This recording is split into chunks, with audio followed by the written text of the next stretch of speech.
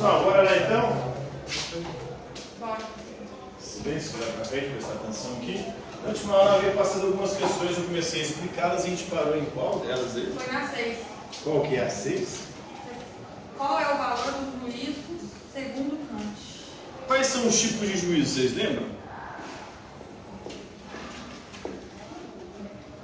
Eu estou começando você de novo. Você passou? Eu expliquei os tipos de juízo, não Agora expliquei não não? vai não. Depois eu nem prestei atenção direito. São dois tipos de juízo.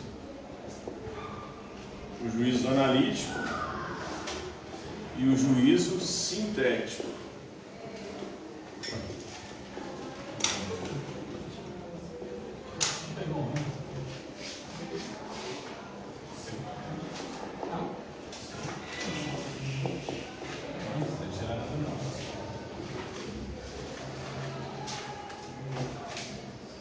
O que é um juízo? O juízo é um julgamento acerca da realidade.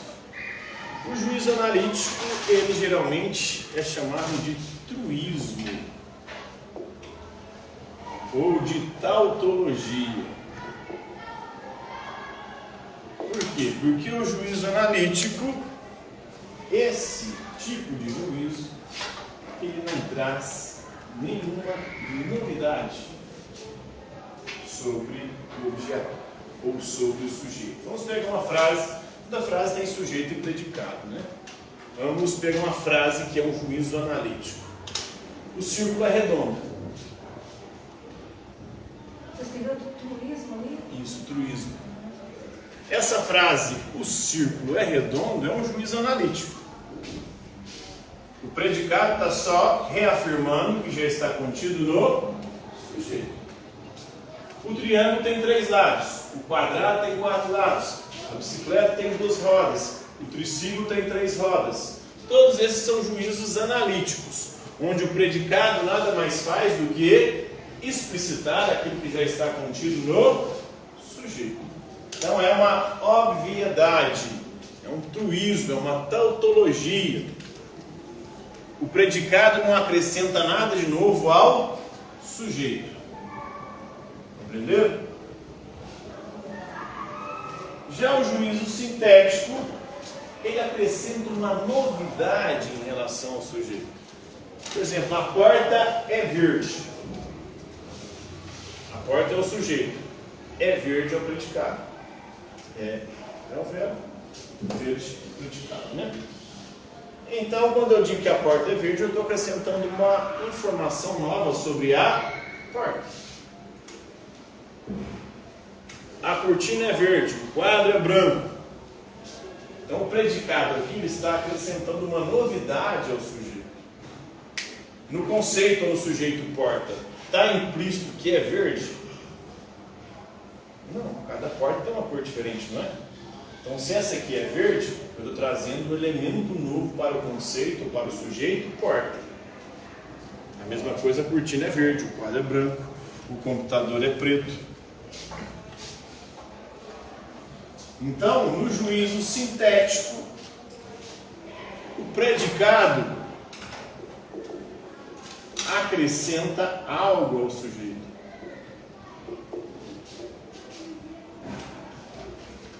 Algo novo.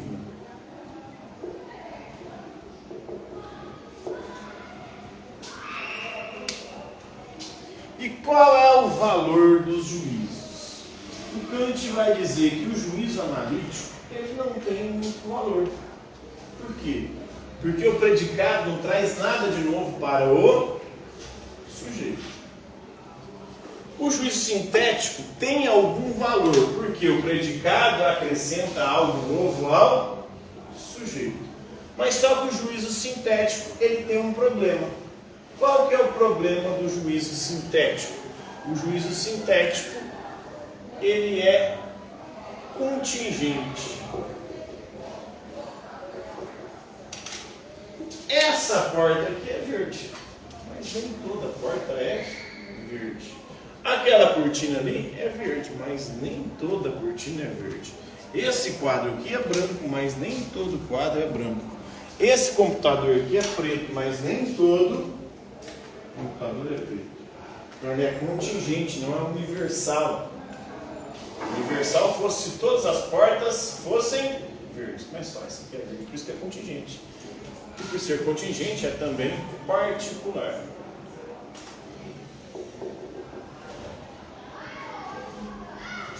Essa porta aqui. Não é necessário que a porta seja verde, ela pode ser verde, pode ser azul. Tanto que ela tem até cinza, poderia ser totalmente cinza.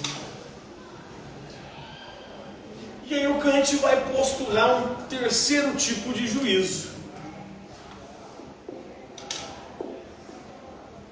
que ele chama de juízo sintético a priori.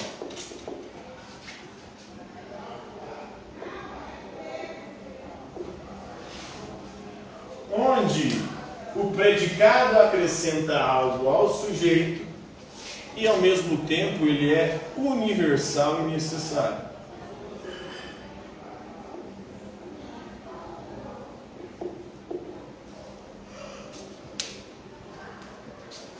Universal porque é válido em qualquer tempo, em qualquer lugar, para qualquer pessoa. E necessário porque é assim, não pode ser de outra maneira. Por exemplo, 2 mais 2 é igual a 4. É um juízo sintético a priori, porque é universal e necessário. Em qualquer tempo, em qualquer lugar, 2 mais 2 vai ser 4. É necessário porque 2 mais 2 tem que dar 4. Não tem como dar outro resultado. Duas linhas paralelas nunca se cruzam no espaço. Pelo menos se for um espaço bidimensional. Um espaço curvo, se a gente pensar na teoria da relatividade, duas linhas paralelas em algum momento elas vão se cruzar, porque o espaço é curvo na teoria da relatividade. Né? Mas no espaço bidimensional, duas linhas paralelas jamais se encontram. Esse é um princípio básico da geometria. Duas linhas paralelas. Então esse juízo também é um juízo sintético a priori. E aí o Kant vai dizer que a ciência ela tem que trabalhar com juízos sintéticos a priori. E a gente só pode encontrar juízo sintético a priori na matemática e na geometria. Por isso as ciências precisam usar a matemática e a geometria. A física usa a matemática? Usa, né? E muito, né? A química usa a matemática? Usa. E muito. Por exemplo, na química, nós temos um fenômeno. A água ferve a 100 graus Celsius no nível do mar. Esse juízo, a água ferve a 100 graus Celsius no nível do mar, é um juízo sintético a priori, podemos considerar assim. Universal, sempre no nível do mar, a água ferverá a 100 graus Celsius. A água congela a quanto no nível do mar? A 0 graus Celsius, não é isso? É necessário, assim não tem como ser de outra forma. Por quê? Porque os fenômenos da natureza, eles costumam ser universais e necessários, aqueles que podem ser medidos. Né? Quando você extrapola, começa a dar um certo B.O. Mas as ciências não podem perder jamais a referência matemática e geométrica, porque se elas perderem, elas começam a se tornar não universais, mas particulares. Aí já não é mais ciência. Se o fenômeno acontece uma vez e não acontece nunca mais, ele não é necessário. E nem universal. Então, para essa afirmação, a água ferve a 100 graus Celsius no nível do mar, ser uma afirmação científica tem que ser necessária. Sempre que você estiver no nível do mar, você ferver a água a 100 graus Celsius, ela vai evaporar. E sempre no nível do mar, que a temperatura chegar a graus Celsius, 0 graus Celsius, o que vai acontecer com ela? Nível congelado.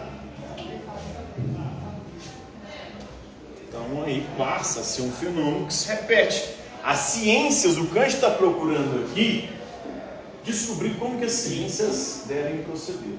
E qual que é o tipo de juízo que pode ser científico. O sintético não pode, por quê? Porque é particular. Eu vim hoje de verde. Isso é totalmente particular. Quer dizer que eu vou vir sempre de verde? Hoje eu vim. Então isso não pode ser científico. Isso é um juízo muito particular, contingente. É assim, mas eu poderia ter vindo de outra cor.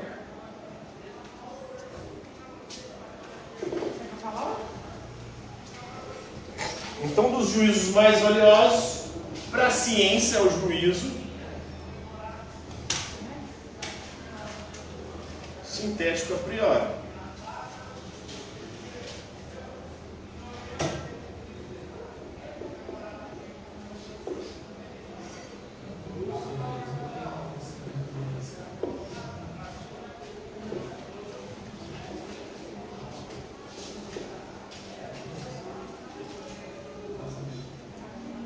Para a ciência, o juízo mais valioso é o juízo sintético a priori. A matemática ela é exata, ela é universal e necessária. 2 mais 2 sempre vai ser 4, 2 vezes 5 sempre será 10. Duas linhas paralelas nunca se encontrarão no espaço. E aí a gente pode extrapolar isso no campo da física, né? Para a ciência, o juízo mais valioso é o juízo sintético a priori, para Kant, né? É o único tipo de juízo que pode alcançar uma universalidade, vale em qualquer tempo, em qualquer lugar, para qualquer pessoa. E uma necessidade. É assim, não tem como ser de outra forma. O calor dilata os corpos. Aí na física, por conta da gravidade, os corpos eles são atraídos para o centro da Terra. E qual que é a velocidade de queda dos corpos? Os corpos são atraídos ali para o centro da Terra, você sabe? Medido matematicamente, 9,8 metros por segundo. Essa velocidade ali que os corpos caem por conta da lei da gravitação universal. Toda ação tem uma reação. É outro princípio da física newtoniana, da física clássica, né? Toda ação tem uma reação. Tem também todo o corpo em movimento tende a permanecer em movimento, todo o corpo em repouso tende a permanecer em repouso. São juízos sintéticos a priori, universais e necessários. Ou que buscam a universalidade e a necessidade. A gente pode encontrar a exatidão somente na matemática e na geometria. E aí você tenta enquadrar os fenômenos da natureza na matemática e na geometria para explicá-los e atingir algum grau de cientificidade. Próxima questão. Explique as estruturas do sentir e do conhecer segundo Segundo Kant. Kant, nós possuímos duas faculdades que nos permitem conhecer. A faculdade da sensibilidade. Quando nós nascemos, nós não nascemos com conhecimento nenhum. Então aqui ele vai contra os inatistas, os racionalistas inatistas. Quando a gente nasce, a gente é uma folha de papel em branco. Não há nada no nosso intelecto. A gente não conheceu coisa alguma. Mas nós nascemos com a faculdade da sensibilidade. O que é a faculdade da sensibilidade? É a capacidade de sentir. E a gente sente com o quê? Com 5 sentidos. Então nós já nascemos com 5 sentidos. Com exceção de algumas pessoas que nascem com deficiência. Nasce cego, surdo, ou com deficiência em algum outro sentido. Mas geralmente os seres humanos nascem com 5 sentidos. Então a faculdade de sensibilidade nós já nascemos com ela é inata, mas não nascemos com conhecimento nenhum. E tudo que nós percebemos com os 5 sentidos, nós percebemos no tempo e no espaço.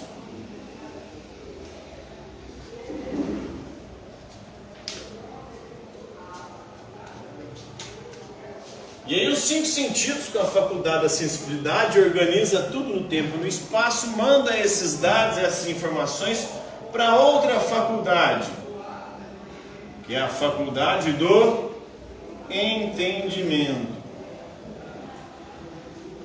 que nós nascemos com ela também, mas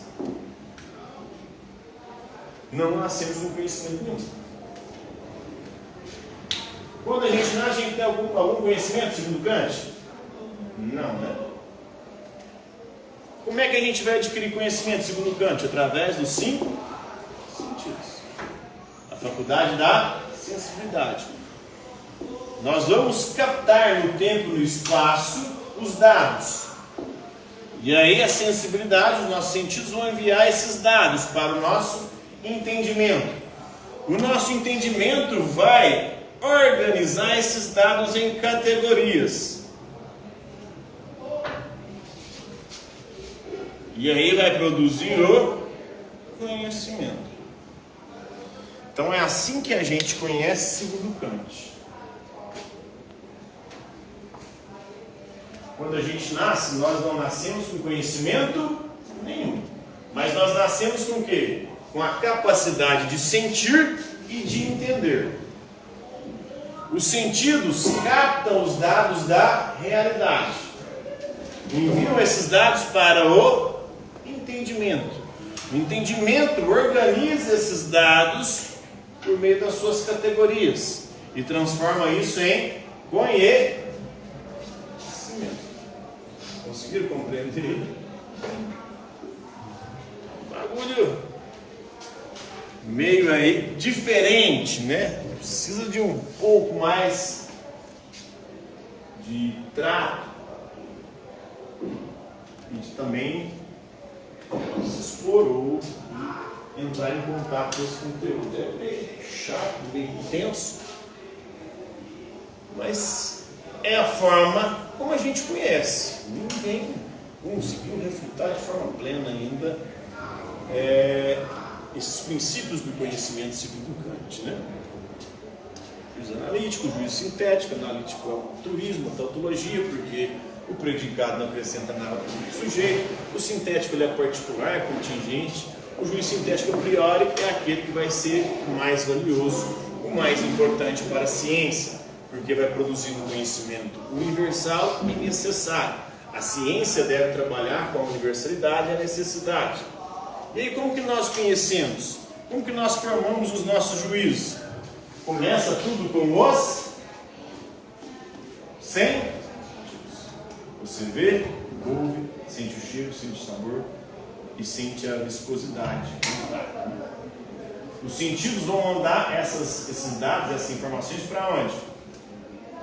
Para o entendimento. O entendimento está aqui, né? Aí o nosso cérebro vai organizar esses dados, essas informações, e transformar isso em conhecimento. Conseguiram captar aí a mensagem? Quando a gente nasce com algum conhecimento? Nenhum. Todo conhecimento começa onde? Nos sentidos. Que envia as informações para onde? A gente organiza isso no tempo e espaço, envia para o entendimento. O entendimento usa as categorias para organizar esses dados e informações e transformar em conhecimento. Segundo Immanuel Kant. Próxima questão. Quais são os limites do conhecimento segundo Kant?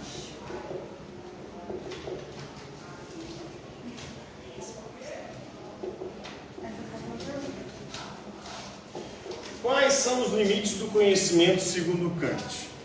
Segundo Kant, nós não podemos conhecer coisa alguma que nós não podemos perceber através dos nossos sentidos.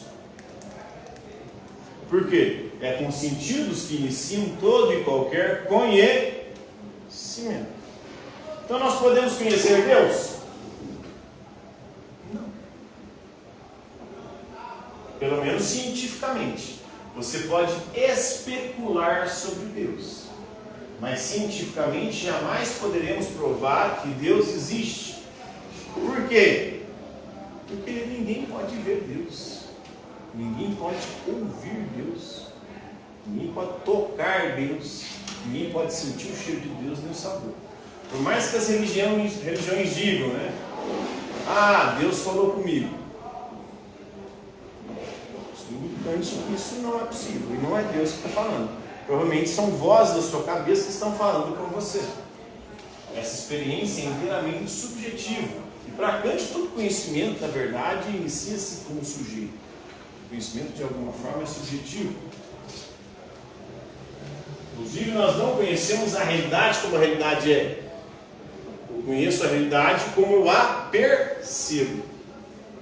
E a forma como eu percebo a realidade é subjetiva. Nós, seres humanos, por exemplo, temos limitações. A nossa visão não enxerga o mesmo tanto de cores que os papagaios, por exemplo.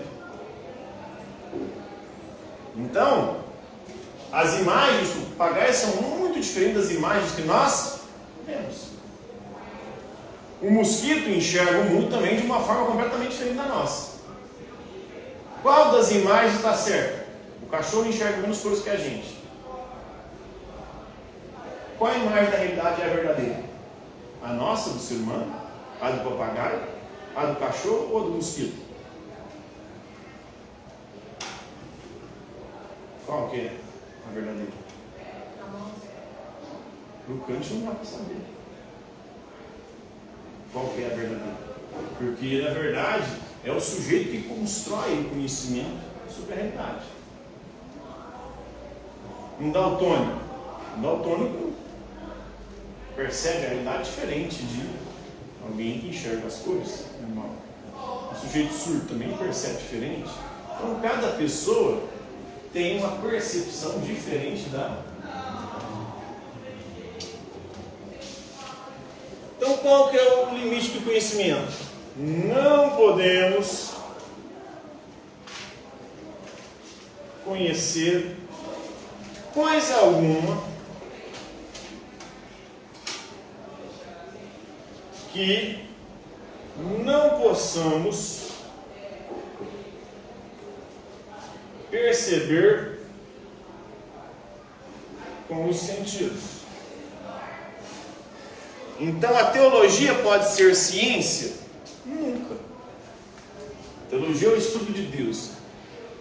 Alguém já viu Deus? Como é que alguém viu Deus se Deus é Espírito? Alguém já falou com Deus? Como é que alguém já falou com Deus se Deus não tem cordas vocais, Ele é Espírito? Para Deus emitir uma voz, Ele teria que ter um corpo com cordas vocais, que emitem sons. E se esses sons forem emitidos, pessoas próximas também teriam escutado esses sons e essas vozes. Porque quem estava junto com alguém que viu Deus, não escutou ou não viu Deus. Então isso não pode ser ciência, e não é conhecimento. Esse é o limite do conhecimento humano. Agora você pode especular? Ah, como que é Deus? Pode, você pode pensar, mas você não pode jamais dizer que aquilo é ciência. Por quê? Porque você não pode perceber Deus, uma entidade espiritual, de forma sensível ou com os sentidos. Assim também com a metafísica. Tudo que está além desse mundo não pode ser explicado. Se você é uma pessoa espírita que acredita que é possível falar com os espíritos, isso também, para Kant, não é ciência. Porque toda ciência deve começar pelos sentidos. Se algo não é perceptível pelos sentidos, essa coisa não pode ser objeto de estudo da ciência. Você pode acreditar, pode ter fé? Pode. Você não pode dizer que aquilo é científico. Então, tentar provar que Deus existe para Kant é impossível. Cientificamente é impossível. Agora, no campo da fé, você pode acreditar. Você quer especular sobre como Deus é, como Deus não é? Pode também. Você só não pode provar que aquilo é verdade ou mentira. Então, esse é o limite do nosso conhecimento. Nós só podemos conhecer aquilo que podemos perceber com os nossos sentidos. Se algo não é empírico, esse algo não pode ser objeto de estudo da ciência. Próxima questão. Explique a nova revolução copernicana. Nova revolução copernicana.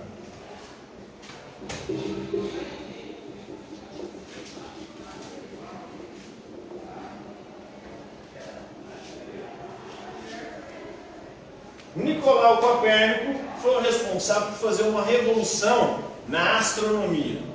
Ele foi o primeiro moderno a dizer o seguinte: não é o Sol que gira em torno da Terra, é a Terra que gira em torno do A palavra é copernicana. copernicano. Então ele fez uma revolução. Do geocentrismo passamos para o heliocentrismo. Geocentrismo era a crença de que a Terra é o centro do universo. Heliocentrismo é a crença de que o Sol é o centro, de que a Terra que gira em torno do Sol. O Kant vai fazer também uma revolução similar. Por isso, uma nova revolução copernicana. Todo conhecimento se dá entre um sujeito que conhece e um objeto que é conhecido. Antes de Kant, o conhecimento girava em torno do objeto. Seria como dizer que a Terra é o centro. Com Kant, ele vai dizer que o conhecimento não gira em torno do objeto, porque eu não conheço o objeto como o objeto é. Eu conheço o objeto a partir daquilo que as minhas faculdades perceberam dele. Então eu não conheço as coisas como as coisas são. Eu só conheço a representação, a ideia que eu faço das coisas. Eu não conheço vocês como vocês são, eu só conheço a ideia que eu fiz de vocês. Eu não conheço a mesa como a mesa é, eu só conheço a ideia que eu fiz da mesa, a partir dos meus sentidos e do meu entendimento. Então, o conhecimento passa a girar em torno do sujeito. Seria aqui o Sol, né? E muda o centro do conhecimento. O centro do conhecimento, que era o objeto, antes de Kant, agora passa a ser o sujeito. Cada sujeito tem uma percepção diferente da realidade. Como eu disse, o papagaio enxerga muito mais coisas. Os cães enxergam menos coisas que a gente. Mas os cães escutam melhor do que a gente.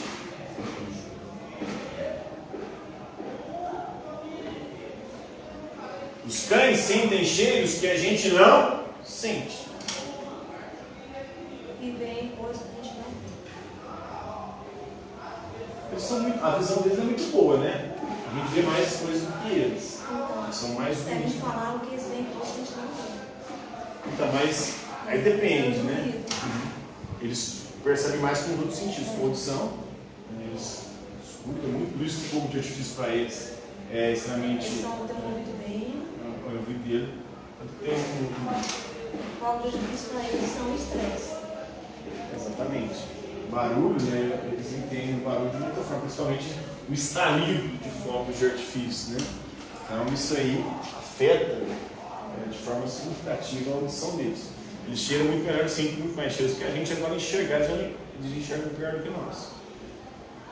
Nossa visão é melhor que a deles. Então, percebe que a percepção da realidade do cão é diferente da nossa? Oi? Então a gente vê melhor da gente. Não, eles vão ver melhor que a gente. Depende do quê? Porque eles juntam. A gente, ao perceber a realidade, a gente não percebe só com uma coisa, a gente percebe com várias. Eles conseguem perceber mais coisas do que a gente. Ele sente o cheiro de você a uma distância muito maior. Ele escuta o som da sua voz a uma distância muito maior. Mas enxergar a visão dele é muito boa, não. Mas ele se orienta por outras coisas. Por isso que onde o cachorro chega, ele cheira. Ele se reconhece com o cheiro. O cachorro olhando no espelho, ele não sabe que ele é ele. Ele acha que é um outro cachorro. Ele começa a querer brincar ou brigar. Ele é diferente da gente. A visão não é o sentido mais forte dos cães. Então a realidade do cachorro é diferente da nossa. O conhecimento ele gira em torno do sujeito, não do objeto. E cada sujeito constrói uma percepção da realidade diferente. Por quê? Porque tudo depende da nossa faculdade, da sensibilidade, do entendimento. Porque os sentidos captam os dados, as informações, organizam esses dados no tempo e no espaço, depois manda para o entendimento. O entendimento organiza isso, as categorias e transforma em conhecimento. Agora os cães não conseguem fazer isso, né?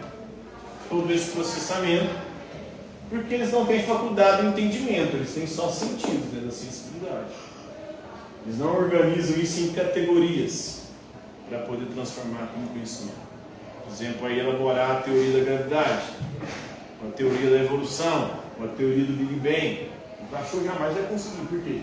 Ele não vai conseguir organizar esses dados que ele captou nos sentidos. Ele não tem a faculdade de entendimento. Mas a percepção que ele tem da realidade é própria dele também. Os outros animais, o morcego, por exemplo, ele é cego. Como é que ele se orienta? Através do som. Ele emite o som bate e volta, as vibrações, ele ouve e a partir daí ele se orienta. E se você ficar balançando a vara, fazendo barulho, isso desorienta o morcego, ele bate na vara. Porque se orienta não pela visão, mas pelo som.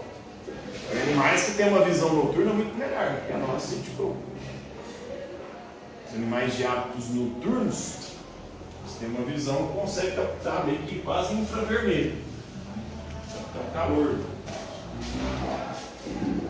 E aí, percebe? Então não há objeto que determina o conhecimento, é um sujeito. Então, não é, antigamente acreditava-se que nós conhecíamos as coisas tais como as coisas são.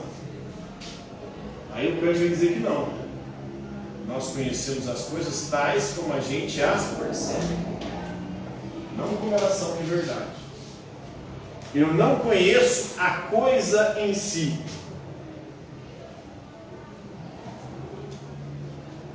Eu só conheço o fenômeno. E o que é fenômeno? Eu só conheço a coisa como ela aparece para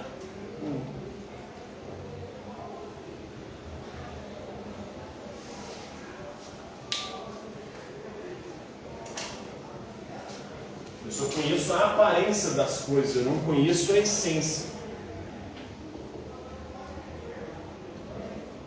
Eu não conheço as coisas como elas são, eu só conheço as coisas como eu as percebo, como elas aparecem para mim, só a aparência. Eu não conheço vocês na essência, quem vocês são de verdade. Eu só conheço a aparência, aquilo que eu percebo de vocês. Então essa é a nova revolução copernicana. O conhecimento deixa de girar em torno do objeto e passa a girar em torno do sujeito. É o sujeito quem constrói o conhecimento. E como que ele constrói o conhecimento? Através das limitações das suas faculdades, da sensibilidade, da faculdade do entendimento.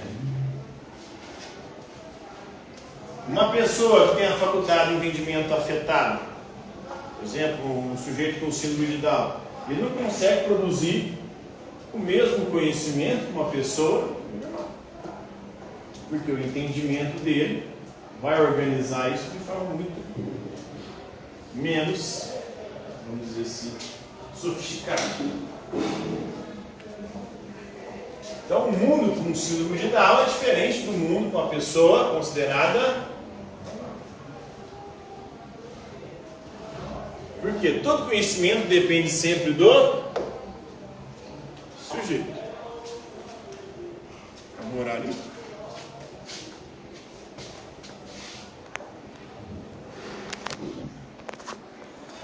Hoje é isso aí, galera. Parou na 9. 9, falta quais aí?